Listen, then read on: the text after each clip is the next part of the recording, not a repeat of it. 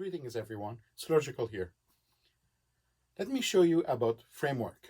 If you permanently set up your tabletop with framework, you can put a lot of your terrain underneath it, store it underneath the terrain itself, the framework of the terrain. Another thing too, in cases like people like me who have serious back injury, playing for a period of time can be challenging because the tables are too low, you have to reach over and stuff like that, and it's difficult. After 15 to 20 minutes, I start to feel the pain. With the table risen up, well, it's easier, more accessible for me to be able to play for a longer period of time. Another thing too, if your table is too small and you need a 3x3 surface or 3x6 or a 4x8, well, you can do it with this. My kitchen table is smaller. It's impossible for me to play on 3x3 just on the table. So with the riser, first of all, it gives me that ability to play 3x3. There are two styles of risers. There's a small riser and a taller riser. And one of the reasons of that, so if you want different variation in the height of your terrain, well, you can mix and match both of them. There will be connection at one point. I haven't done those for the two height between the terrain, but you get the gist of it. Now, the risers have to be printed with support, but don't worry about it. Save those supports because those supports can be used for alien flora. I'll show you in a video later on how I use them so you can use them for yourself as well so they don't go in the garbage or the landfill. How you connect them is that you use those clips, my standard clips that I use, just as such, and you end up with this as a result. In my case, since I'm not traveling around with these, I'm just going to glue them in place. The way they connect is simply using 4 of those bars. You connect them right there like that. And right here, oops, just like that. It's pretty simple. Look, it's pretty solid. And you can put a terrain on it. Now the beauty of it is that you can see there's the knobs, like the little nib-nub connectors. And all the terrain that I design have those inserts in here. So all you have to do, just put it on top and see, it's solid, it doesn't move. So when you play on the play surface, everything is going to stay in place. You're not going to knock anything with your hand.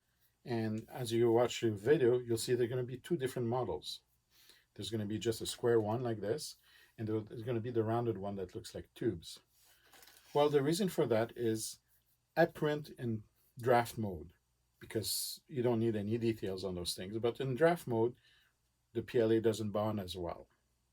So I noticed that in the square ones, there's some delamination.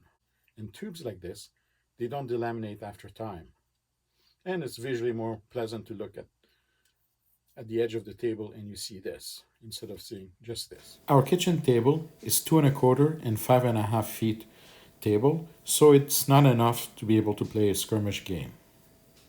Using framework solves that issue. Use 3 sets of risers and you got a playing surface of 3 foot wide. By adding more risers, you can have a larger playing surface. 3x3, 4x4, 3x6, 4x8. You don't have to add risers at every single section.